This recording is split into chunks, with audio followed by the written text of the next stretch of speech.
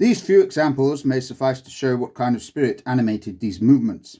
They were made up of people who identified themselves, or were identified, with God, who deemed themselves supermen, had a critical approach to the Gospels, followed the promptings of the inner man, and understood the kingdom of heaven to be within. In a sense, therefore, they were modern in their outlook, but they had a religious inflation instead of the rationalistic and political psychosis that is the affliction of our day.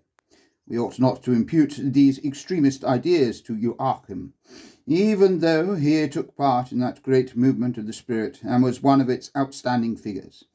One must ask oneself what psychological impulse could have moved him and his adherents to cherish such bold expectations as the substitution of the everlasting gospel for the Christian message, or the supersession of the second person in the Godhead by the third, who would reign over the new era. This thought is so heretical and subversive that it could never have occurred to him, had he not felt himself supported and swept along by the revolutionary currents of the age. He felt it as a revelation of the Holy Ghost, whose life and procreative power no church could bring to a stop. The numinosity of this feeling was heightened by the temporal coincidence, synchronicity of the epoch he lived in, with the beginning of the sphere of the anti-Christian fish in Pisces.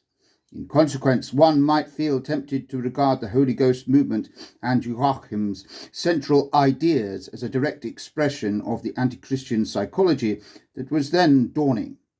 At any rate, the Church's condemnation is thoroughly understandable, for in many ways his attitude to the Church of Jesus Christ comes very close to open insurrection, if not downright apostasy.